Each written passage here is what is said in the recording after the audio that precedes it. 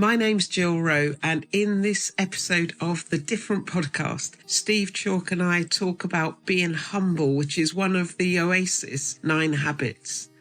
Through our conversation, we recognise that being humble is so very different to what people often think.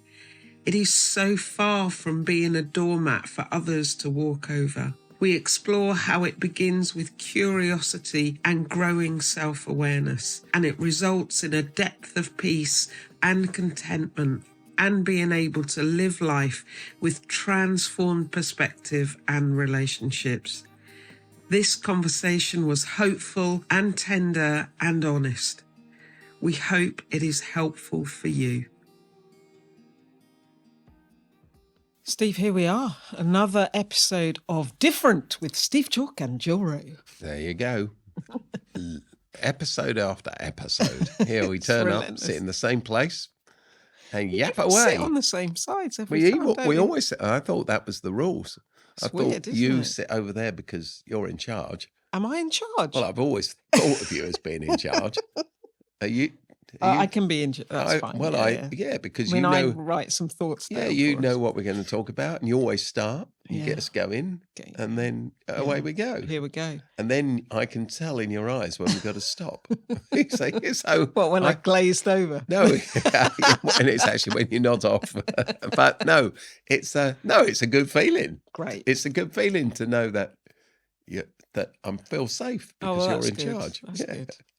That's great. So we're going to talk about another one of our 9 habits today. And we're going to talk about being humble. Mm-hmm. And I thought it'd be good for us to talk about this because I think being humble is so misunderstood or so narrowly understood that people completely miss the point of what it really is all about. Well, I do remember, as a teenager and probably later than that, you think to yourself, like, I've got to be humble. I'm really humble. I've got to be humble. I am humble. And then you think, if I think I'm humble, I must be really big-headed. I'm really big-headed. I'm really arrogant. I'm a bad person because I'm so arrogant. And then you think, if I think I'm arrogant, that must mean that I'm actually humble. And you get round in a circle, kind of caught between what you are and what. And then the other thing people often think is that to be humble is to be as a doormat in the world. Yes, I've got to be a nothing. Yeah, so I give way to everything else that anyone. Servitude. Servitude. Yeah. Every relationship is a master-servant relationship, and I'm the servant in it. Yeah. And my job is to just, bow and scrape and sneak around and all the rest of it. And it's not that. At all. And how do you get out of that trap, which so many people are caught in? Yeah, no, absolutely. So what do you think being humble is?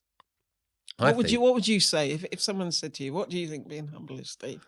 I think being humble comes when you become content with who you are, when you're secure with who you are, when you feel safe with who you are, and when you realise, as I think you often say in these podcasts, when you or I realise I'm enough. Yeah. So I don't have to compete with you. I know you're in charge, and I know you sit on that side of the table because I know that's where the boss sits. But I'm not. Do you see? I'm content with where. I know that's a silly example, but the point is when you reach the place where you know what you've got to bring, therefore you haven't got to compete with anyone in the room or in the organisation, and you've not got to prove yourself.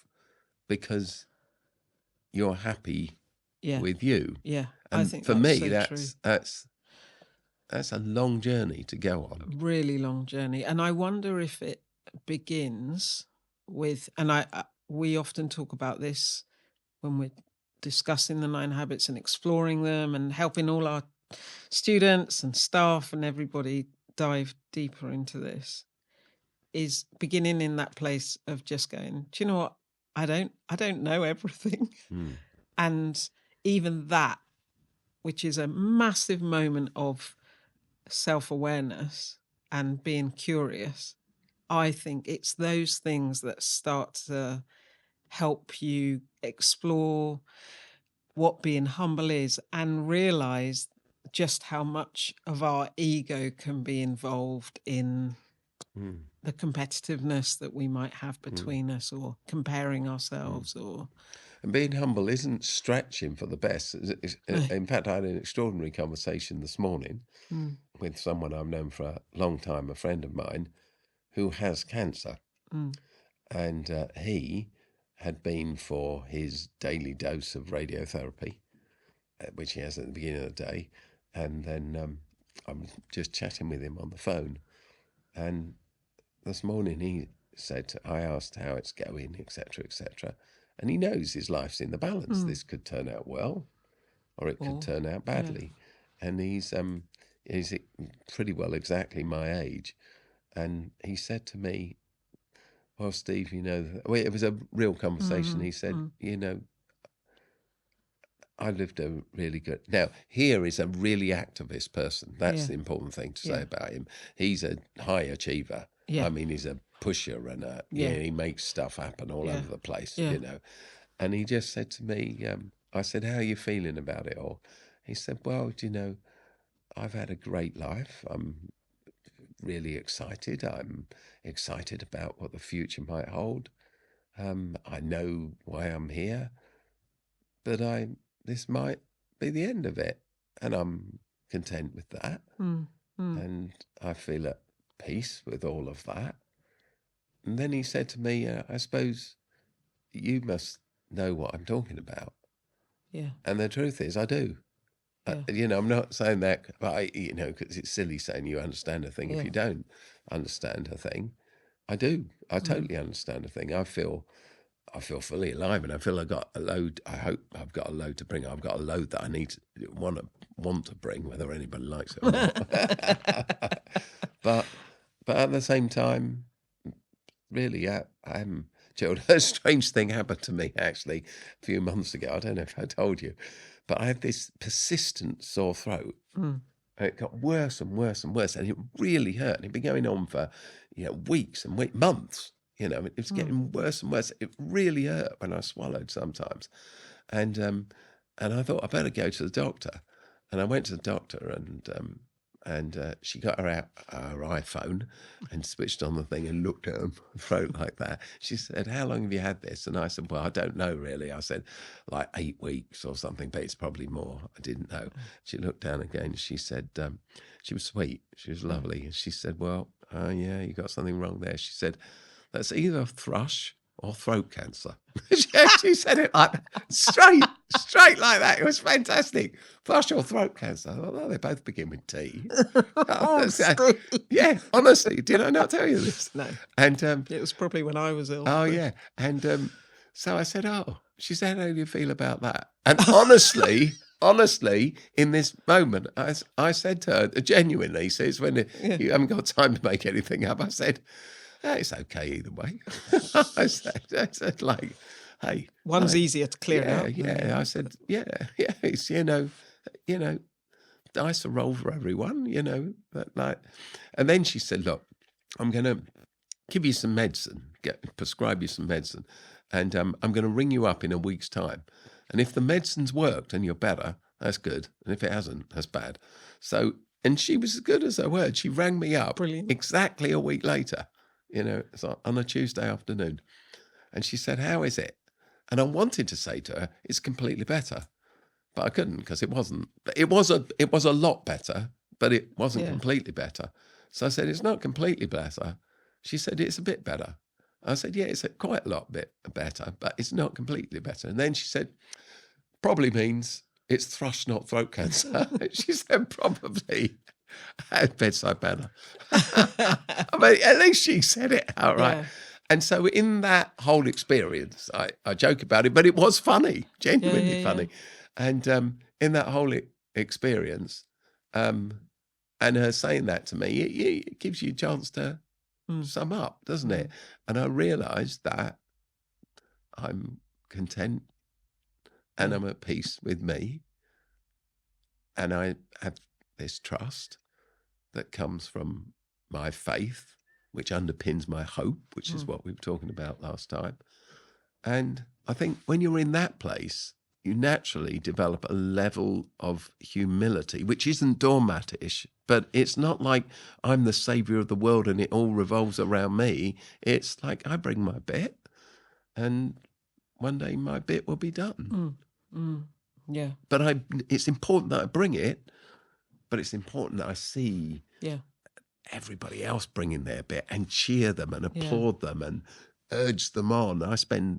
I try to work hard at that. I do think you have to practice in these things. Oh my gosh! Well, that's why we call them the habits, isn't it? So, yeah. And I think if we were to translate from like that space where we're thinking about how we show up in our lives as seeking to be people of humility, as you've just described, how that then translates into the granular detail of, I think about how do I show up in a meeting so that I show up in a way that expresses humility. So and sometimes it can be really hard. This is a space that I genuinely, hands up, I find tricky sometimes, and seek to try and be curious rather than have this confident certainty about what I believe, and all the time. I am confident about what I believe, but sometimes I can show up, I think, in a meeting where I can be the one that believes that she's right anyway. Do you know? And I think when you're humble, learning to be humble is just to take that moment and go, as you've just said, there's other people in the room who've also got a thought about what something can be like and how things can be moved forward. And I think being curious about what those things are that other people have to say, and having the self-awareness enough to go, Jill, you don't need to speak first, which is sometimes a challenge for me. You don't need to speak first. Just listen, and don't just listen so that you get the pause to come so that you can then speak, actually listen. It's things like that for me that I really try to practice in those spaces as to what being humble looks like. I understand. I find those things challenging. It is challenging, isn't it? And who can say that they're there? The world's most humble woman or humble man clearly doesn't know that they are. So it's just that journey, isn't it? When we talked about this last time, but when we went recently to that festival, Greenbelt, it's an arts festival and an activist festival, isn't it? But it's based in spirituality, a Christian spirituality, but incredibly inclusive. In fact, I was speaking at it, I brought with me our friend Julie Siddiqui, who's a Muslim leader who's part of Oasis, and we did a seminar together. But anyway, there was a communion service out in this, thousands and thousands and thousands of people from this big stage, because it's like, where the bands play in the evening. And there was a live link, as you know, with Bethlehem. And Tent of Nations. Yeah. And so, some Palestinians living in Bethlehem under siege, in a terrible situation now, an awful situation now, and they're being driven from their homes. And their land's being taken from them, etc., etc. And so we're listening to them talk, and then because it's a giant crowd, and we got there and we got a trestle, nice little big table, and like put blankets round, like those tables, like getting picnic a beer tables. garden, Yeah. picnic table, and we're all sitting around that, and some people on the ground, and everybody's crammed in thousands, and then the person leading Governor B, and he stood on the stage. He said, so we've all been listening to this. So he said, so the thing is this, we want you all to get up now and move. You can't stay where you are. You got to get up. You got to pack up your things you're sitting on and your blankets, and leave your table. And you can go anywhere you like, but you can't stay where you are. And we all had to get There was up. this moment. Did you hear everyone? Yeah. You heard this groan, wasn't there? There was like, oh, we gotta move because I'm comfortable here. And his point was, there are hundreds of millions of displaced people in the world, and from out the comfort of our lounge, we hear about their displacement on our TV and go, I really understand. But even in that small thing of having to pack up your bag and blanket and or whatever it was that you were sitting on and move, 10 feet or 20 feet and then recamp and all be together again. Yeah, that's that. It was a great learning thing. In fact, it was better than a million words because it was an action that you realised, hey, I've got a lot to learn here. So there's that thing that's going on, isn't it, where your awareness, and I think this, to me, this is the really key thing about, it's true for all the habits, but I think especially for being humble, is there is this key thing which is about our awareness of self. Like, how am I feeling, behaving, reacting and responding in this situation? And is it my ego that's driving my behavior in an unhealthy way? Or is my ego behaving in a healthy way and going, wow, yeah, gosh, crikey, this is, in that situation, the communion and being told to move, blimey, yeah, there's hundreds of millions of people who have to do this, and I need to own that, and so it's in that awareness raising where you suddenly go, oh yeah, I need to learn. and that turns up in a meeting and work, that turns up in a conversation with friends, that, I'm only being asked to move from one picnic table to like another. 3 meters, I think we were. Very upset about it. And so there's a huge learning in that, which was why humility has to be worked at. Because we're responsible for so many schools, I often reflect on all of the 9 habits in this way, because no one believes for a nanosecond that because you happen to go to school in the same building as a really good mathematician or geographer or historian or, or musician, teacher who's a musician, that just being in the same building or the same room as them is enough, and you're somehow going to soak it all in, and you will become a great mathematician because your teacher is. You understand that there's a hard slog of the practice, that you don't learn maths or music or art or geography or French or history by osmosis. You work at the verbs, which I never did, of course. And you work at this music, you work at the art. It's hard graft. But when we come to character formation, we somehow believe that people just pick it up. Like they're going to work really hard at history, but, they'll learn to be patient and kind and courageous and just generous give a little and certificate humble and hopeful. By just hanging around in a corridor. And that, it strikes me, is a major error. It's a major error in education, because pretty well any fact you learn, you can get off Google, can't you, within moments. But where do you learn humility? Where do you learn hope?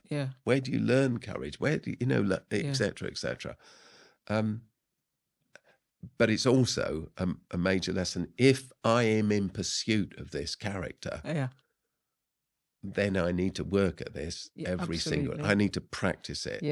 And I, when we were thinking about this session, I this recording this, I was thinking about. I just wrote a little list of, for me, as I've reflected, how does a lack of being humble show up? Like how do when I'm not there, when I'm not doing what I want to do, I want my life to be lived in the direction of being humble. But like you say, Steve, it's a lifetime's journey. So one thing, believing that I'm always right is a way that not being humble shows up. Believing I can't be wrong sounds similar, but backfilling to justify my position or my stance or belief. Assuming it should always be me or mine. Like posturing around things so that they feel like a battle because it's a fight. I need to win it, One that I've worked hard on, and hopefully this is long past now, but and I really feel this if I ever see this now, I think, because I think it was something that putting others down so that I look good, you know, like, and you see that play out a lot, I think, in the political arena and all the rest of it. And then those things that, you know, not helping, not listening. Subtly making sure that everybody knows that the thing It was your idea in the first and, place. Yeah. You know, build it, you know, not being able to not get the credit for the work you've done. Exactly. All of those things. Yeah. Yeah. Yeah. Having to push yourself forward. And so learning through the practice of the habits and being around people, you know, you being around me being around you, all the other people that we, you know, we work amongst, helping each other to become aware of, you know, we know what you've done, we appreciate your contribution, but we want to celebrate this person. So we go, you know, there's those ways that we can help one another, isn't there, to have a healthier way of living out all of this stuff in the world. And it's always, you know, Jesus talked about, oh, you're so, probably didn't do it in this tone, but, you know, you're so busy worrying about the speck in your neighbour's eye that you've missing the plank in your own, you know, like, I think what, just by us very intentionally saying being humble matters to us as a movement, we're acknowledging that we're not the finished articles. And there's always stuff for us to do. And actually, perhaps being humble, if you think about conflict, the conflict to end and be resolved, it takes humility. For me, being humble feels like a superpower. There's a story that I was taught about Mother Teresa when we first began working in India. Oasis first began working there. And of course, Teresa wasn't Indian, as we know. She was Albanian, and she'd gone as a young girl to Calcutta and lived in a convent, and then had asked if she could go to the streets and work with the people. And then she set up her home for the dying, etc., etc. And I met somebody, in fact, he came to work for Oasis, but he had worked with her, Teresa, in Calcutta, and she was always knocked, you know, like she was a show person, and, you know, she's full of herself and all the rest of it. And genuinely, she's got to get out there and get the message across and all the rest of it. But so we were talking about this, and he told me this, that he worked with her for years. Actually, he worked with her for years as a cook in the hospital she ran. And he said the extraordinary thing is that there was a little room where she'd take people who were dying on the pavements. You've been to India and you've seen some of that in the slums. And she'd get them in a rickshaw, you know, and she'd take them and she'd nurse them and she'd bathe them and she'd, you know, calm them and she'd mop them from their fever or whatever. And then in this little room where she sat with people as they were dying, she had written on the wall, or got someone to write on the wall for her, some words from Jesus. The words we use in communion all the time. This is my body broken for you. And he said that Teresa had got those words written on the wall. This is my body. And he had asked her one day why that statement was there. And she said, because without it, I was tempted to believe that I was doing this great thing, that I had the power in the room, and I was, in some sense, condescending to care for this person who had nothing. Yeah. But by writing the words of Jesus on the wall, this is my body, she's told him that it totally stood the story on its head. Yeah, and she realised that she had the honour of serving someone who Jesus said, this is my body, it's broken. Yeah, it's so powerful. It stood it on its head. Yeah, And she the point was, she said, and I keep it there because I need constant reminding of it every day. Every day. You know, when we were developing the 9 habits, and they're a kind of reflection of what Paul wrote, the fruit of the Spirit, and Paul uses the word tenderness. And as you've told that story, that's when I think of humble, I think of, wow, Mother Teresa's ability to pursue tenderness with those and to, like you say, flip the story on its head of what her ego was wanting to do and what she actually did. It's incredible. In pursuit of humility. Thank you, Steve. Thank you, Jill.